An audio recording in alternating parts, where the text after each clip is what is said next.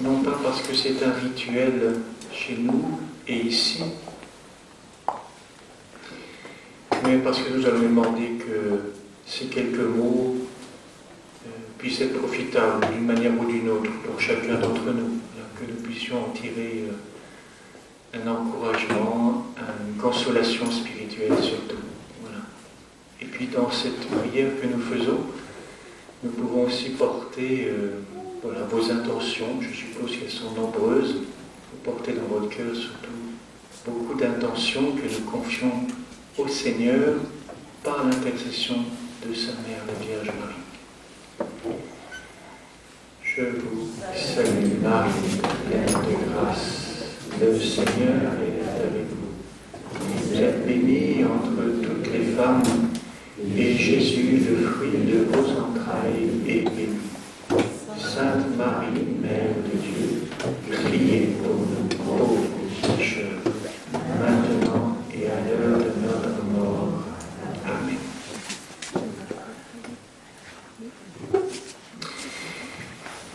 Donc nous sommes aujourd'hui vendredi saint, qui est un jour extrêmement riche et dense dans ce triduum. Et dans cette première méditation, si je dis première, c'est qu'il y en aura une deuxième demain matin, samedi saint. Dans cette première méditation, je me suis proposé de méditer avec vous. Donc c'est une méditation, c'est pas une grande conférence, mais c'est une méditation, un moment de cette grande journée. Alors il y a quelque temps, j'étais en train d'y réfléchir, puisqu'on m'a laissé carte blanche. Vous savez, c'est un peu terrible d'avoir une carte blanche, il faut faire un choix. En y réfléchissant, je me disais qu'il était intéressant de traiter deux choses ensemble en essayant de les relier. Petit défi. Le premier point qui nous servira de fond de méditation, c'est cet événement du reniement de Saint-Pierre. Donc historiquement, ça s'est passé tout à l'heure, ce matin.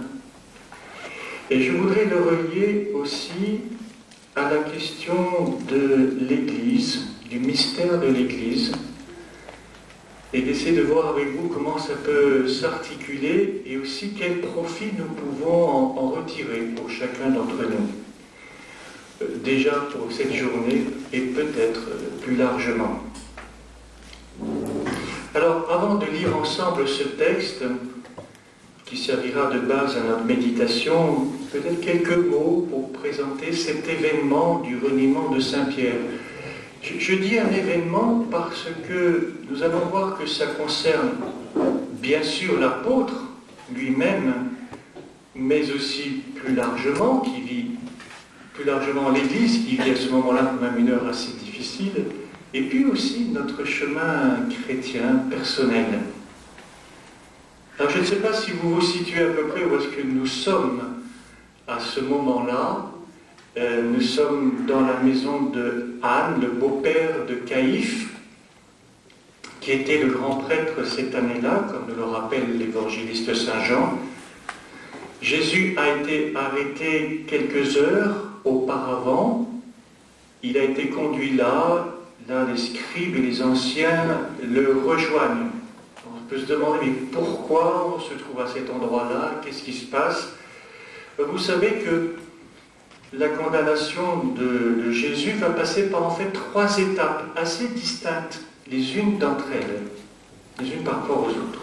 La première, c'est une réunion du conseil qui a lieu dans la maison de Caïphe et qui a déjà eu lieu quelques jours auparavant, tel que nous présente Saint Jean dans son évangile. Puis, il y a une deuxième étape, et nous y sommes, c'est la confrontation avec le Sanhédrin qui se réunit cette nuit-là. Et puis enfin, vous savez qu'il y a une troisième étape qui sera déterminante, c'est le procès devant Pilate. Donc là, nous sommes à cette deuxième étape de ce long procès, j'allais dire, de Jésus. Confrontation avec le Sanhédrin, donc je rappelle qu'il est composé des grands prêtres et des anciens et des scribes qui se retrouvent donc cette nuit-là dans la maison de Anne. Et là, il est soumis à un interrogatoire assez serré, dont le but est de le faire condamner, ou plus précisément de trouver le bon motif pour présenter Jésus à Pilate pour qu'il soit condamné. Donc je vous dis ça pour vous dire que c'est le climat général dans lequel nous baignons dans ces petites heures du matin, et qui va être ce climat général du reniement de l'apôtre Saint-Pierre. Alors, avant de vous lire le texte, je vous fais un petit peu patienter, avant de vous lire le texte, je vous rappelle que ce reniement de Saint-Pierre, nous avons trouvé dans les différents évangiles. Alors, chacun le rapporte avec son propre objectif, et j'ai choisi de prendre le texte de l'évangéliste Saint-Luc, parce que dans le texte de l'évangéliste Saint-Luc, il y a une particularité qui n'est pas dans les autres, mais je vous garde le suspense, nous l'évoquerons en son temps. Donc je vous propose de relire ce texte pour nous le remettre en mémoire avant de le détailler ensemble.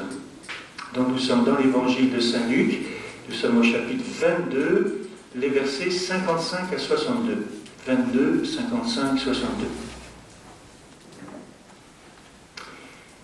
On avait allumé un feu au milieu de la cour, et tous étaient assis là. Pierre vint s'asseoir au milieu d'eux.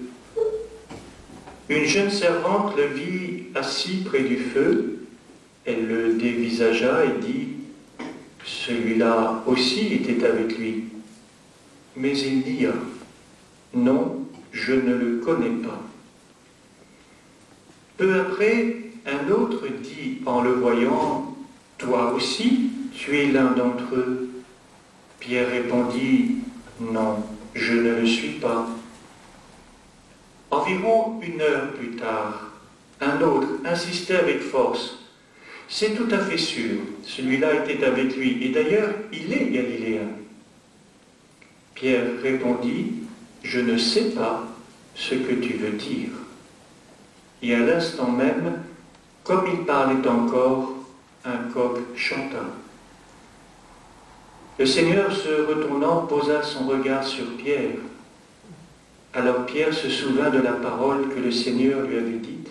« Avant que le coq chante aujourd'hui, tu m'auras renié 3 fois. » Il sortit et dehors pleura amèrement. Essayons d'imaginer la scène pour mieux la saisir de l'intérieur.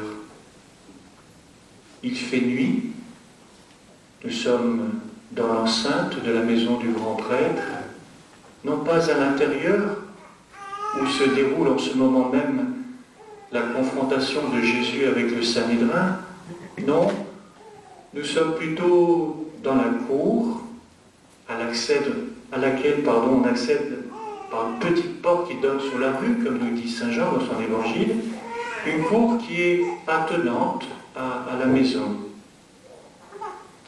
Il fait nuit et il fait froid, comme il peut le faire à Jérusalem jusqu'à la fin du mois de mai.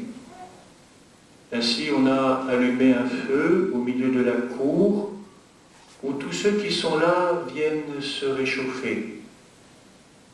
D'ailleurs, ce point pourrait nous donner à réfléchir. À quel feu les hommes trouvent-ils de quoi se réchauffer quand les ténèbres les enveloppent et les glacent? Mais c'est une autre question, nous y reviendrons peut-être un autre jour. Au milieu d'eux se trouve donc assis l'apôtre Pierre. Pour lui, c'est une situation totalement inédite, imprévue, dans laquelle il se retrouve. Tant le cours des événements, ces dernières heures, s'est précipité. Comment en est-il arrivé là? Ces plus lointains souvenirs qui reviennent à sa mémoire lui rappellent le moment de son appel. Simon est originaire de Bethsaïde, petite ville à l'est de la mer de Galilée. Son accent trahissait ses origines. Il dirigeait une petite activité de pêche sur le lac de Génézareth et devait jouir d'une certaine aisance économique. Habité par un désir de Dieu sincère, il n'hésitait pas à se rendre en Judée avec André, son frère, pour écouter la prédication de Jean, le Baptiste. Un jour ordinaire, alors qu'il était en train de pêcher, qui était occupé à son travail de pêcheur, passa Jésus, qui lui demande de s'éloigner quelque peu avec sa barque afin de pouvoir s'adresser à la foule, qui était nombreuse ce jour-là. Et la barque de Pierre devint pour un instant, un moment, la chair de Jésus, à partir de laquelle il enseignait. À l'issue, l'acceptation d'aller dans les eaux plus profondes et de jeter ses filets entraîne une pêche inespérée, une pêche miraculeuse. Émerveillé et craintif, Saint Pierre s'exclame « Éloigne-toi de moi, car je suis un homme pécheur. » Et Jésus de lui donner sa mission. « Sois sans crainte, désormais ce sont des hommes que tu prendras. » Appel surprenant, qui est le début d'une grande aventure. Pierre est généreux, il reconnaît ses limites, mais il croit en celui qui l'appelle, il suit cet appel, il dit un oui généreux, courageux, il devient un disciple de Jésus. Arrêtons-nous un instant sur cette scène, parce qu'à mon avis, elle est extrêmement suggestive. Pendant la vie publique de Jésus, beaucoup de personnes l'ont rencontré sur les chemins de Judée et de Galilée. Et ceux qui le rencontraient, eh bien, voyaient, entendaient, touchaient son humanité. Et par rapport à ces rencontres, nous voyons dans l'Évangile 3 réactions différentes qui sont intéressantes à nommer. Premièrement, il y a ceux pour lesquels Jésus n'était que le fils de Joseph, le charpentier de Nazareth, et rien de plus. Ils l'ont considéré comme un homme banal. Ils l'ont rencontré, mais ils ne l'ont pas écouté, et a fortiori, ils ne l'ont pas suivi. Et puis, il y a ceux qui, croisant le chemin de Jésus, le voyant, ont été frappés par la dignité de sa vie, l'autorité de ses paroles. Ils se sont laissés interroger par les signes miraculeux qu'il faisait. Tout cela n'était pas banal. Ils ont alors pensé que ce Jésus de Nazareth était habité par une force qui ne pouvait pas être seulement humaine. Ils ont pensé à un prophète. Vous voyez, ces personnes-là sont parvenues comme au seuil du mystère. Ils n'y entrent pas encore, mais ils en sont tout proches. Enfin, parmi ceux-là, il y a ces hommes d'un troisième regard, ceux qui ont franchi un cap décisif à la question posée par Jésus, « Pour vous, qui suis-je » Ils répondent, « Tu es le Christ, le Fils du Dieu vivant. » Et d'ailleurs, nous reconnaissons là la profession de foi de l'apôtre Saint Pierre. Alors, peut-être qu'en disant ça, certains d'entre vous se sont reconnus, se reconnaissent dans tel ou tel regard posé sur le Christ. D'ailleurs, ils peuvent être variables. 3 attitudes, 3 manières de rencontrer le Christ de manière de plus en plus profonde. Si c'est à peu près clair pour vous, nous allons franchir un pas de plus. Quel est le lien entre le Christ et l'Église? Comment Dieu l'a-t-il voulu? Comment la regarde-t-il? L'Église est la communauté de tous ceux qui ont le Christ pour tête. Elle est le corps du Christ. Bien sûr, il y a plusieurs manières de présenter, de décrire l'Église, mais il me semble que celle-là met directement, immédiatement en valeur le lien profond qui unit le Christ et l'Église en montrant qu'ils sont inséparables. Et c'est là le point essentiel.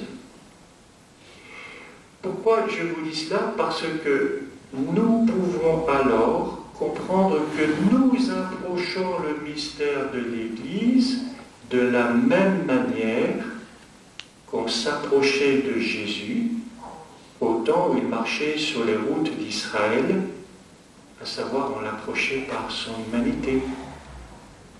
Ainsi, nous retrouvons trois réactions dans notre rapport avec l'Église, comme il y a eu trois réactions dans la rencontre avec Jésus. À la perception d'un homme banal en Jésus correspond un regard sur l'Église perçu comme une organisation religieuse, comme il y en a tant d'autres, avec ses règlements, ses rites, ses formules de prière, etc. C'est le regard d'un certain journalisme, de statisticiens, de sociologues, un regard extérieur. Par exemple, on frappe à la porte d'un monastère et on demandera « Mais vous êtes combien? Combien de moines êtes-vous » Alors évidemment, si on répond 50, tout de suite c'est très bien. Si on dit 20, c'est nettement moins bien. Évidemment, 20 moines fervents valent quand même mieux que 50 relâchés. Mais ce regard est fréquent aujourd'hui. Deuxième type de regard. Il y a ceux qui sont parvenus au seuil du mystère en pensant que Jésus de Nazareth devait être une sorte de prophète. Eh bien, il y a exactement le même regard posé sur l'Église. C'est une communauté qui porte une sagesse particulièrement élevée, gardant son identité profonde malgré bien des épreuves. Et en chaque époque, il faut bien reconnaître, il y a eu des personnes en son sein qui ont été exceptionnelles. Elle a objectivement apporté beaucoup à l'histoire de l'humanité. Certes, mais le parallèle s'arrête là. Parce que si Jésus, lui, était sans péché, l'Église est composée de pécheurs. Mais justement, alors, comment se fait-il que malgré les graves contre-témoignages qu'il a faits, elle parvient à subsister et même à grandir? Deuxième regard. Troisième regard, enfin, à ceux qui reconnaissaient en Jésus le Christ, le Fils du Dieu vivant, correspondrait la confession suivante, en parlant de l'Église: vraiment, cette communauté, celle-là même que j'ai sous les yeux, est le corps du Christ, le temple de l'Esprit, le peuple de Dieu. Cela revient à dire que cette communauté visible, humaine, bien observable, est la communauté des hommes avec Dieu dont le Christ est la tête et l'Esprit Saint en est l'âme. Tout chrétien a ce chemin à parcourir, plus ou moins rapidement, parcourant ces trois types de regards, et vous comprenez bien que seul le dernier permet de tenir ensemble l'ensemble de ces trois regards. Le dernier regard intègre et récapitule. Mes chers amis, c'est notre chemin. Si je peux me permettre, ne disons pas trop vite que nous l'avons parcouru jusqu'au bout. Et nous ne pouvons pas non plus nous abstenir de choisir entre ces regards. Pour vous, qui suis-je, nous dit le Christ, nous savons répondre, mais si le Christ et l'Église, c'est tout un, j'aime bien cette formule, c'est la formule de, vous savez d'où ça vient? Oui, Jeanne d'Arc, lors de son procès. Je ne sais pas si c'est écrit. Non, je plaisante. Mais vous voyez ce que je veux dire, c'est que là, on a vraiment quelque chose d'un point essentiel. Le Christ et l'Église, c'est tout un. Donc, de la même manière que je ne peux pas m'abstenir de choisir, en ce qui concerne le Christ, je ne peux pas m'abstenir de choisir en ce qui concerne l'Église. Alors, vous me direz peut-être, vous avez parlé souvent, utilisé souvent l'expression « le mystère de l'Église ». Qu'est-ce que ça veut dire? Si l'Église est un mystère, ça veut dire aussi que notre vie ecclésiale est un mystère, et par là qu'elle vit une vie qui est mystérieuse. Vous allez me dire, ça ne vous éclaire pas beaucoup pour l'instant, certes.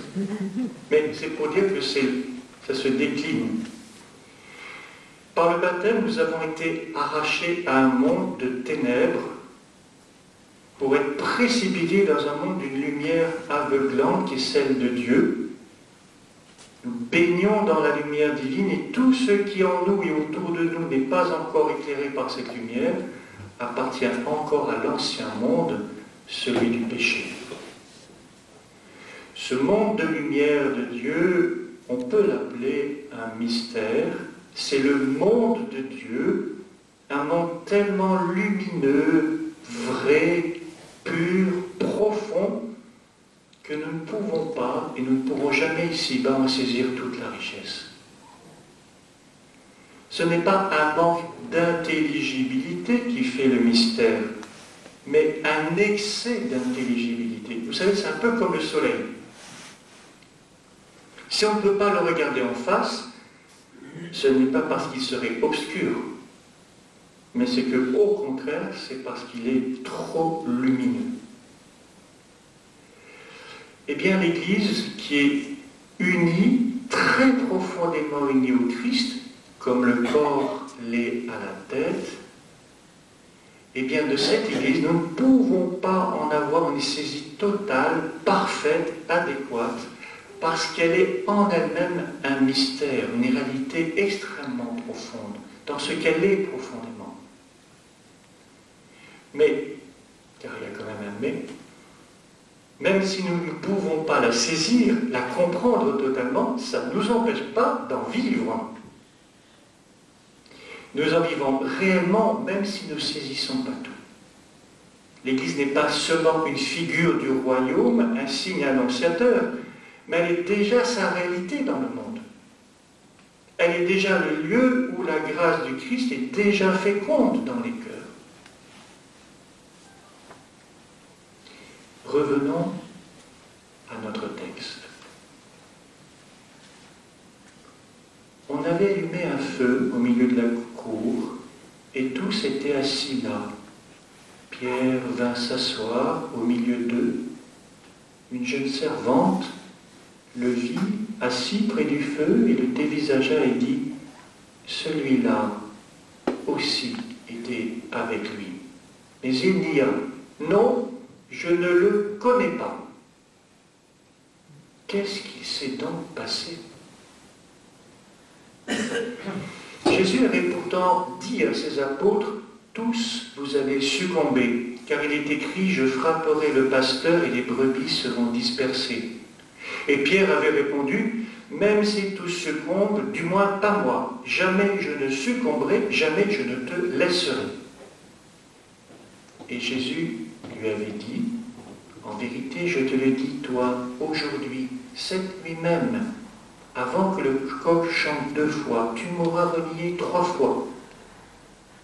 Dussé-je mourir avec toi? Non, je ne te renierai pas, » avait répondu fermement l'apôtre Saint-Pierre. Et avec lui d'ailleurs tous les apôtres. À présent, que voit l'apôtre Saint-Pierre? Jésus qui est lié, prisonnier, il se laisse faire, il n'offre aucune résistance, lui qui a posé tant d'actes de puissance, qui a fait tant de miracles. C'est inimaginable. C'est impossible. Impossible.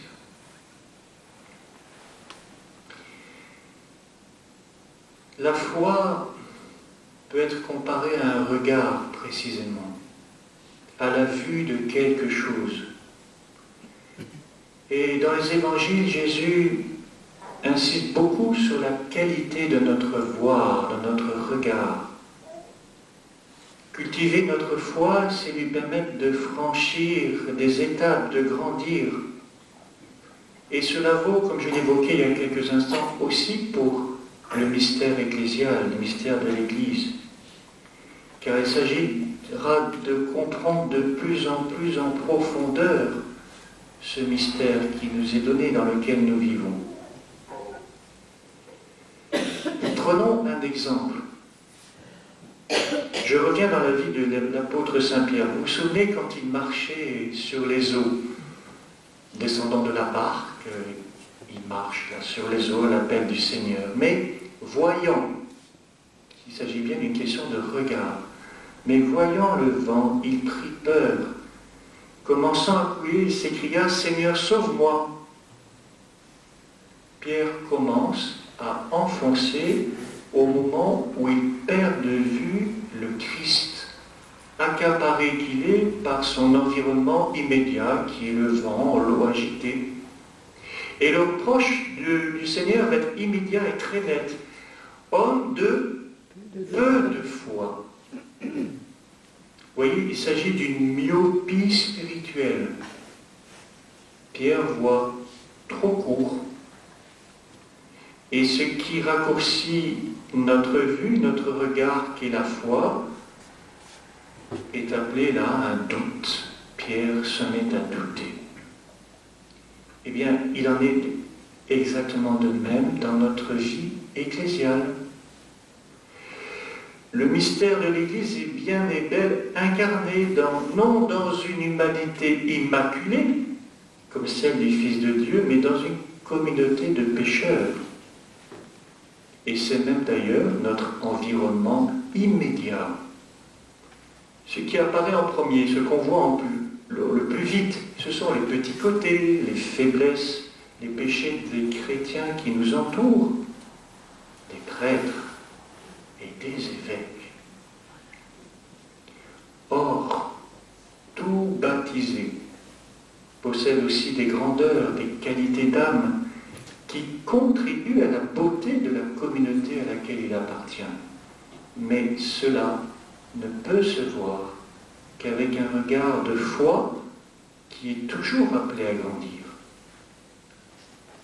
Par contre, notre foi est insuffisante quand elle est myope. Notre regard, le regard de chair, de notre humanité laissée elle-même, l'emporte et on prend peur. On commence à douter qu'il soit possible pour le Christ d'être vraiment présent dans et par son Église, et que par sa présence, il domine la tempête qui peut agiter, malmener la barque dans laquelle nous sommes. Vous voyez, cette nuit-là, auprès du feu, c'est ce qui se passe pour Saint-Pierre.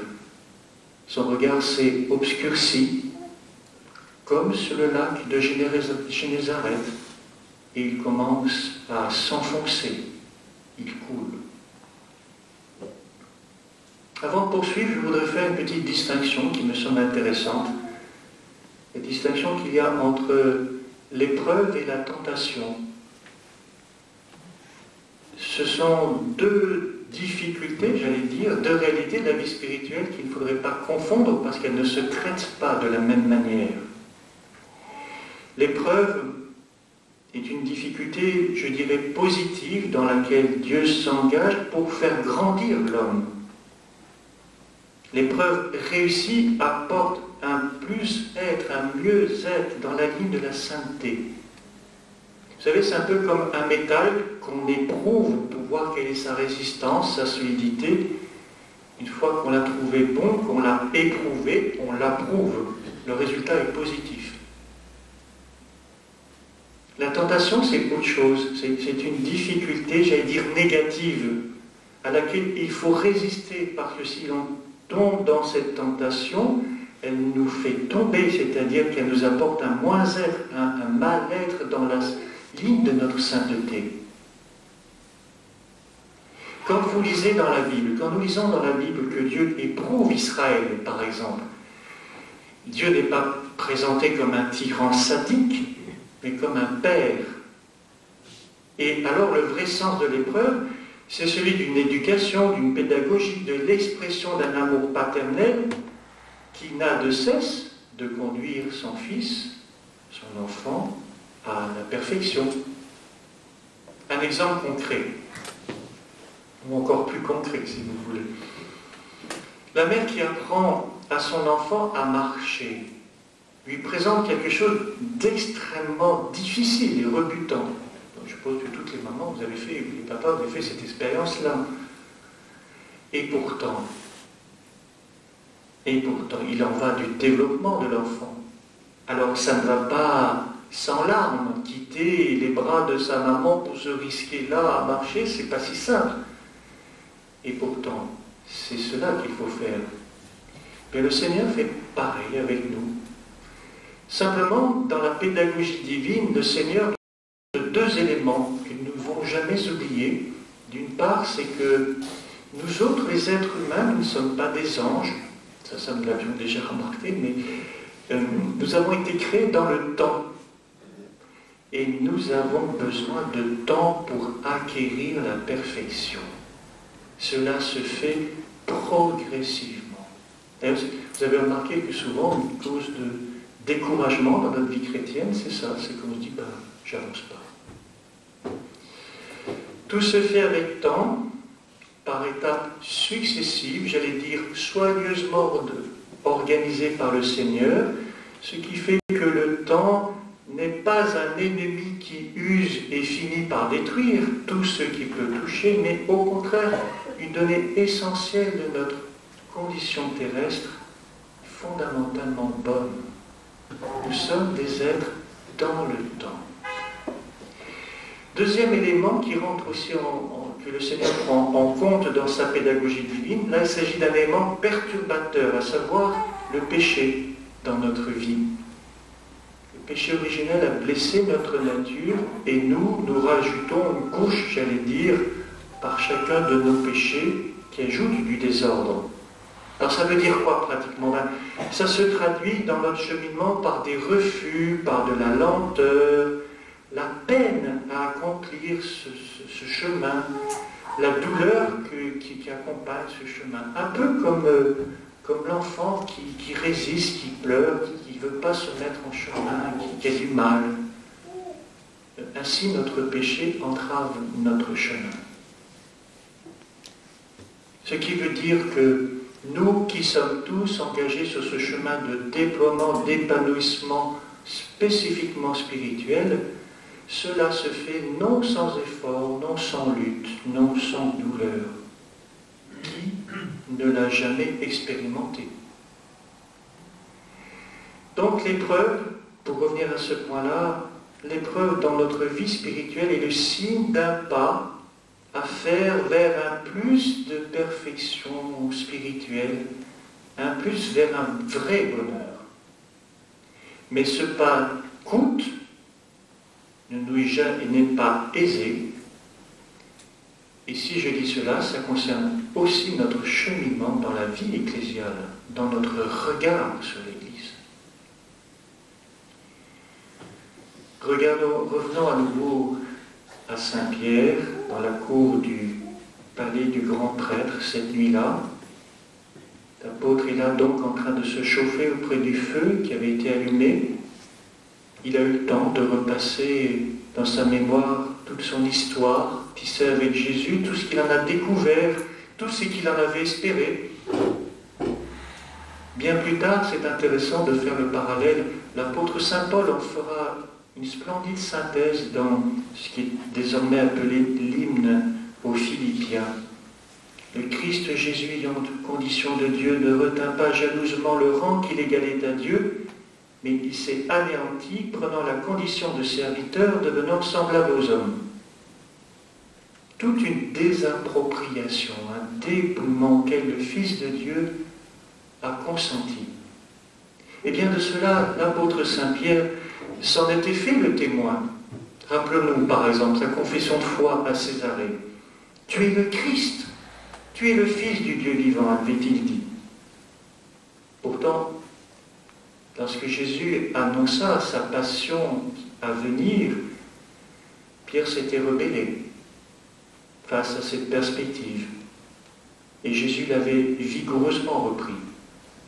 Et puis le temps avait passé. Il y avait eu aussi la transfiguration, cette voix qui venait du ciel, qui disait « Celui-ci est mon Fils bien-aimé, en qui j'ai mis toute ma faveur, écoutez-le ». De cela, Pierre en avait été le témoin. Mais comme le disait saint Paul toujours dans l'hymne aux Philippiens, le Christ, ayant la condition divine, ne retint pas jalousement le rang qu'il égalait à Dieu. Il s'est anéanti, prenant la condition de serviteur, devenant semblable aux hommes, et il continue en disant, reconnu homme à son aspect, il s'est abaissé, devenant obéissant jusqu'à la mort, et la mort sur la croix. Eh bien, nous y voilà maintenant. Le Verbe incarné se laisse prendre, voler sa vie, l'honneur qui est le sien, ses biens, ses droits les plus inviolables. Jésus ne se charge plus du blessé, comme dans la parabole du bon samaritain. Il est lui-même ce blessé, ce moribond sans secours. Il est rejoint par le mal qui le cerne, qui l'attaque de toutes parts jusqu'à la mort terrible de la croix. Cette seconde dépossession est passive, c'est la passion. Il est comme un agneau conduit à l'abattoir, comme l'avait prophétisé Isaïe. C'est le moment d'une terrible épreuve pour saint Pierre, épreuve qui se transforme en tentation, celui de refuser le chemin dans lequel le Christ s'engage. Une jeune servante le vit assis près du feu, elle le dévisagea et lui dit, celui-là aussi était avec lui, mais il dit, non, je ne le connais pas. Est-ce qu'il a été saisi par la peur? En tout cas, c'est le cri du cœur. Effectivement, à ce moment-là, l'apôtre ne connaît pas celui qui s'avance vers la croix. Il ne connaît pas la profondeur du dessein de Dieu qui heurte de plein fouet ce qu'il pouvait imaginer, voire même espérer légitimement. À quelle attitude était-il alors invité? Quel était l'enjeu de cette épreuve pour lui? Eh bien, nous allons revenir à la question de la foi à nouveau. Comme je vous le disais, la foi est une réalité vivante qui grandit, qui est appelée à se développer. Et ce n'est que très progressivement qu'elle embrasse autant qu'elle le peut le mystère de Dieu, et j'allais dire aussi les mystères de l'Église. Vous savez, c'est un peu comme une vie humaine. Hein. Dans un embryon, tout est déjà donné. Tout est là. Mais il va falloir du temps pour que se déploie progressivement ce qui est déjà là et atteigne les différentes maturités qui l'attendent. Eh bien, de la même manière, nous aussi, nous avons dans notre foi à faire ce chemin. Et il y a une attitude qui permet à la fois d'avancer, de grandir, de progresser. C'est ce qu'on appelle l'obéissance. L'obéissance de la foi au sens biblique signifie prêter l'oreille et se laisser docilement persuader par Dieu. En somme, il s'agit d'avoir un cœur qui écoute, comprend, adhère à Dieu et met en pratique. L'idée, si vous voulez, c'est que tout vient de Dieu pour nous conduire à lui et que nous devons rentrer dans une attitude d'acceptation, de réception humble, simple, mais qui nous comble. C'est ce que l'Écriture appelle globalement l'obéissance de la foi, et ce que la tradition déploiera ensuite à travers sa méditation sur les 3 vertus théologales, la foi, l'espérance et la charité. Comme je vois que vous endormez légèrement, revenons à Saint Pierre, pour illustrer cela. Rappelez-vous, nous l'avons célébré hier. Au moment du lavement des pieds, le Seigneur se présente devant Pierre pour laver ses pieds Et l'attitude de Pierre est nette. Seigneur, toi, me laver les pieds? Jésus indique bien qu'il ne comprend pas. Ce que je fais, tu ne le sais pas à présent. Par la suite, tu comprendras. Pierre refuse. Non, tu ne me laveras pas les pieds, jamais. Jésus, remarquez-le bien, n'entreprend pas alors un grand enseignement pour lui expliquer les tenants et les aboutissants de ce geste. Il lui demande simplement l'obéissance sous peine de rupture. Si je ne te lave pas, tu n'auras pas de part avec moi. On pourrait résumer un peu ce propos de Jésus de manière suivante. Pierre, ce que je fais, ce que je t'ordonne, tu ne le comprends pas maintenant. Fais-le quand même. Tu comprendras plus tard si tu obéis maintenant. Il faut obéir au Seigneur avant de comprendre et pour comprendre. Nous essayons de transposer ça dans notre attitude vis-à-vis de l'Église, puisque le Christ et l'Église, c'est tout un, comme le disait Jeanne d'Arc dans son procès. Pour cela, il nous faut bien regarder l'obéissance du Christ. Je reviens d'abord à cela.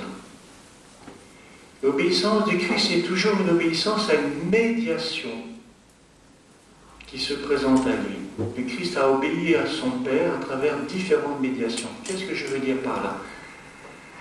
Oh, ben, il y a eu différents types de médiations. Il y en a eu qui étaient parfaitement transparentes par rapport à la volonté de son Père. Exemple, quand Jésus obéissait à sa mère, la Vierge Marie, et à Saint Joseph. Alors là, c'était on ne peut plus clair.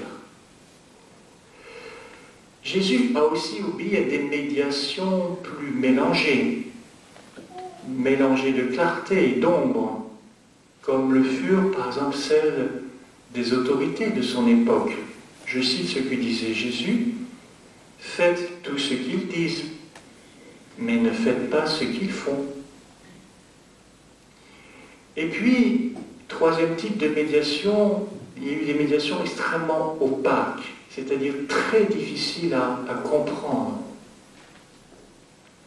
En particulier, au moment de sa passion, que nous sommes en train de célébrer ensemble, quand il s'est agi d'obéir à Pilate. Rappelez-vous ce que Jésus lui dit: « Tu n'aurais aucun pouvoir sur moi si cela ne t'avait été donné d'en haut. » Et Jésus se laissera faire. Eh bien, cette obéissance du Christ, eh bien, éclaire la nôtre. Nous aussi, nous passons par des médiations diverses. Il y en a qui sont extrêmement claires. Les enseignements du Concile Vatican II, c'est extrêmement clair pour nous. Nous ne posons pas de questions par rapport à ça, du moins j'espère. Et puis, il y a celles qui sont demi-teintes, à chaque fois que nous sommes confrontés à des autorités ecclésiales ou qui ne sont pas peut-être tout à fait aussi parfaites qu'on espérait. Et il y en a qui sont beaucoup plus obscures. Songez à certaines périodes de l'histoire de l'Église où les papes n'ont pas forcément donné le meilleur exemple, loin de là. Et pourtant, l'Église a continué son chemin. On ne cesse pas d'apprendre à obéir. Et je précise, il ne s'agit pas dans l'obéissance d'aligner une intelligence sur une autre, mais il s'agit de suivre la volonté d'un autre. Pas tout à fait la même chose. Je reviens au Christ pour nous redonner un exemple, parce que ce n'est pas toujours très facile pour nous. Le Christ à Gethsémani, c'était donc hier soir, quand Jésus est à Gethsémani. Que ce ne soit pas ma volonté qui se fasse, mais la tienne, dit Jésus. À ce moment-là, la volonté du Père est que Jésus passe dans les mains de Caïphe, de Pilate, et n'échappe pas à une foule manipulée et en délire. L'obéissance est une vertu de passage par une porte souvent étroite de ma volonté à celle de l'autorité qui représente Dieu, de l'humanité de l'Église à la dimension divine dont elle est porteuse. Vertu de passage, vertu de passion, je dirais avec un humour qui peut être par moments un peu douloureux, mais celui qui n'a jamais souffert de l'obéissance n'a jamais vraiment obéi. Mais c'est une vertu pascale parce que celui, et je pense déjà au Christ, qui est passé par l'obéissance, est mort au péché et ressuscité à la vie. Eh bien, il en est de même dans notre vie ecclésiale.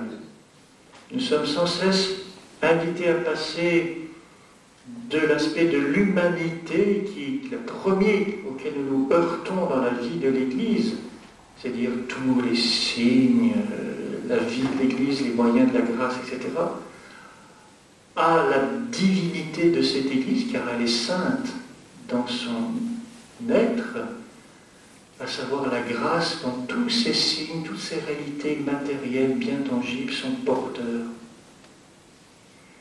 Et si nous refusons ce passage-là, si nous restons simplement sur un regard extérieur, eh bien nous nous coupons en fait de la fécondité de la grâce. L'humanité ecclésiale telle qu'elle se présente à notre regard va vite devenir fade et lassante. À quoi bon tous ces signes, ces moyens, si on n'obtient pas la réalité signifiée, si le moyen ne transmet rien? En ce sens, l'impossibilité d'obéir, je ne dis pas la difficulté, ça c'est autre chose, est une maladie mortelle de l'être ecclésial qu'est le baptisé. Parce qu'il n'est plus configuré au Christ, mais au prince de ce monde qui dit toujours non. Précisons encore un peu. Ça va, vous avez encore un peu de courage? Oui. Vous êtes extraordinaire.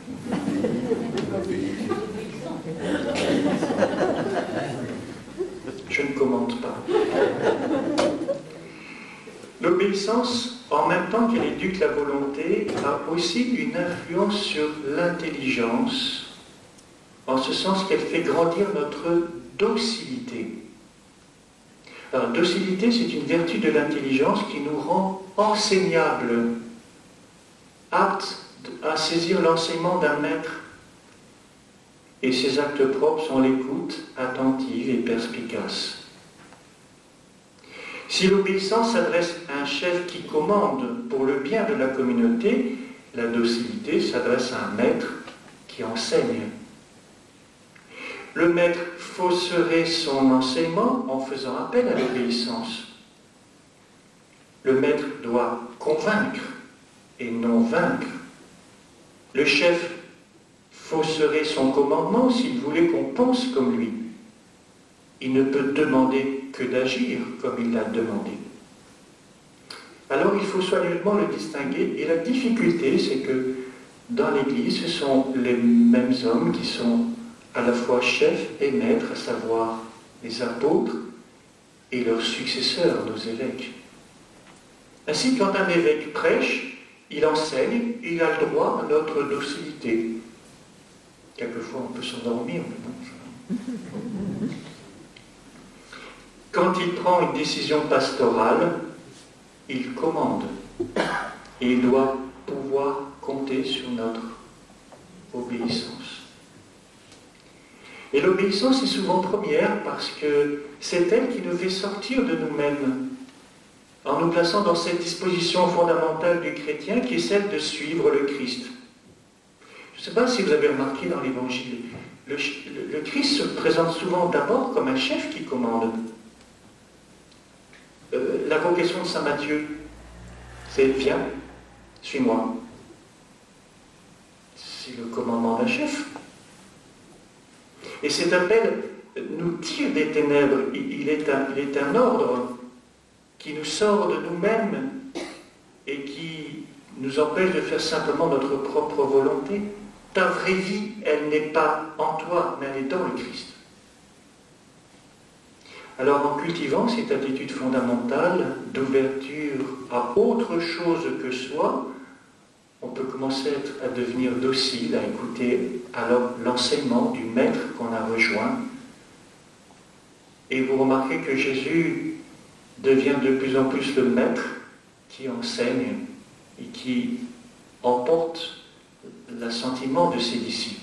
Je ne vous appelle plus serviteur, car le serviteur ne sait pas ce que fait son maître, au sens de l'obéissance à un maître, à un chef si vous voulez.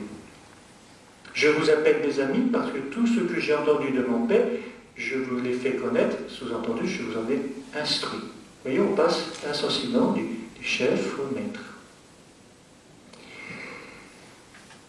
Eh bien, tout cela doit nous aider à une juste compréhension de notre relation avec la hiérarchie apostolique. Le Christ nous avait bien dit « Je suis avec vous pour toujours jusqu'à la fin du monde ». Eh bien, c'est d'abord par ses envoyés que le Seigneur reste parmi nous. Et ce n'est qu'en communion avec ses envoyés que nous pouvons avoir accès à la plus grande présence du Christ ici-bas, à savoir la présence eucharistique. Enfin, l'obéissance aux autorités n'est que le premier pas. Allez vous dire, oui, oui, oui. Et c'est vrai que plus on y entre, plus eh bien, on a accès à une plus grande mesure de l'obéissance. Parce que, rappelez-vous, l'apôtre Saint Paul nous dira dans la lettre aux Éphésiens, soyez soumis les uns aux autres. Nouveau degré, de nouvelle manière d'exercer cette obéissance. Et puis aussi par les événements de la vie qui constituent, si on les relie à la lumière de l'Évangile, autant de signes des temps qui expriment la volonté de Dieu, qui, rappelons-le, conduit l'histoire. Allez, revenons une dernière fois, si vous le voulez bien, à cette nuit-là, dans la cour de la maison du grand prêtre. Environ 1 heure plus tard, nous disait l'évangéliste, un autre insistait avec force. C'est tout à fait sûr, celui-là était avec lui, d'ailleurs il est galiléen. Pierre répondit, je ne sais pas ce que tu veux dire. Et à l'instant même, comme il parlait encore, un coq chanta. Le Seigneur se retournant, posa son regard sur Pierre. Alors Pierre se souvient de la parole que le Seigneur lui avait dite avant que le coq chante « Aujourd'hui tu m'auras renié 3 fois ». Il sortit et dehors il pleura amèrement. Vous voyez, nous changeons de regard. Nous allons quitter le regard de Pierre dans lequel nous avons essayé de rentrer et nous allons rentrer dans celui du Christ. Un fait apparemment anodin va être le motif, l'occasion de ce changement. À l'instant même, nous dit l'évangéliste, comme il parlait, un coq chanta. Le chant du coq était considéré comme la fin de la nuit. Ce chant du coq retentit et devient un signal profond, révélateur, qui va réveiller la conscience et la mémoire de l'apôtre, le sortant de sa confusion, de la nuit de l'âme dans laquelle il avait sombré.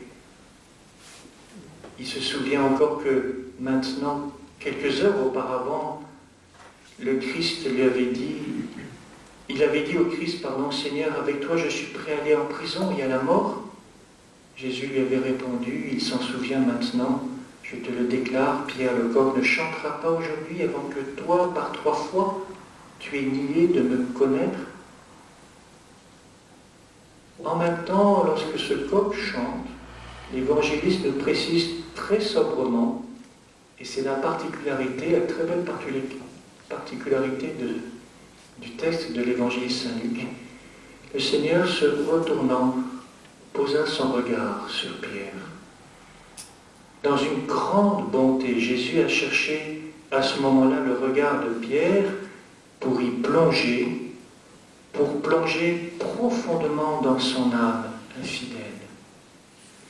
L'apôtre en a été transformé, comprenant tout.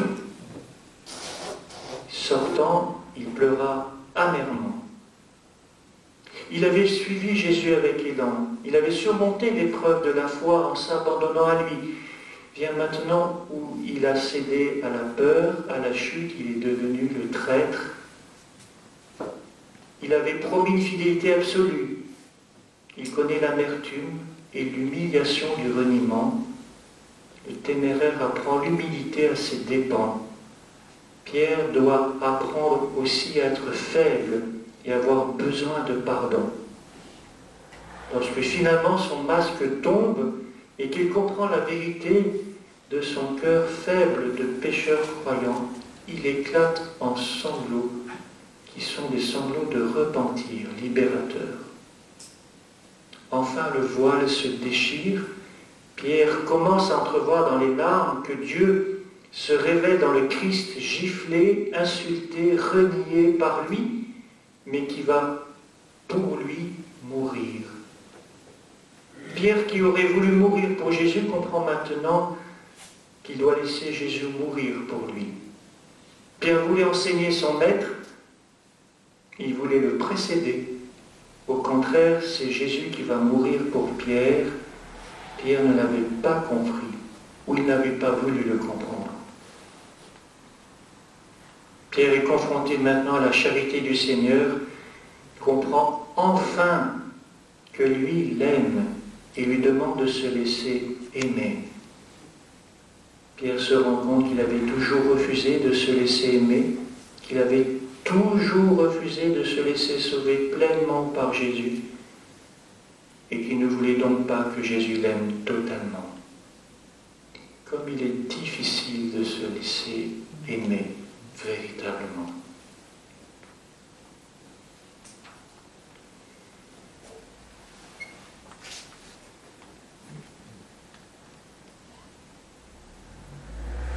Revenons à cette nuit, cette fameuse nuit, qui se situe au cœur du mystère pascal. Vous savez qu'elle va connaître un dénouement, et je terminerai par là, un dénouement tout à fait inattendu. Ce sera un matin de printemps, une nouvelle rencontre aura lieu sur les rives du lac de Tibériade. C'est l'évangéliste Saint Jean qui nous rappelle ce dialogue entre Jésus et Pierre. Vous savez qu'il y a un jeu très significatif que le français n'arrive pas à rendre, parce que nous sommes plus pauvres en français que dans la langue grecque d'origine. Pour le verbe aimer, il y a deux verbes qui sont utilisés. Le verbe philéo, qui traduit l'amour d'amitié, tendre, mais pas totalisant. Et le verbe agapao, qui signifie l'amour sans réserve, total, inconditionné. Alors la première fois, Jésus va demander à Pierre, « Simon, m'aimes-tu » de cet amour total, inconditionné. Alors bien sûr, avant l'expérience de la trahison, Saint Pierre aurait répondu « Je t'aime » de cette manière inconditionnelle.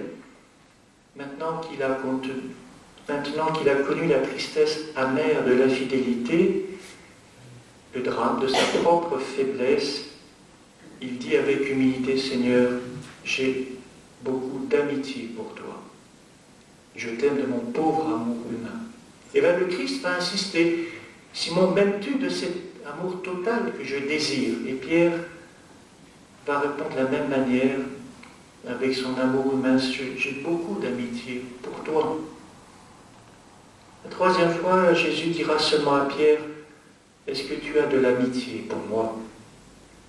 Simon comprend que son pauvre amour suffit à Jésus, l'unique dont il est capable, mais il est pourtant attristé que le Seigneur ait dû lui parler ainsi. Il répond, « Seigneur, tu sais tout, tu sais combien je t'aime d'amitié pour toi. » On pourrait dire que Jésus s'est adapté à Pierre plutôt que l'inverse.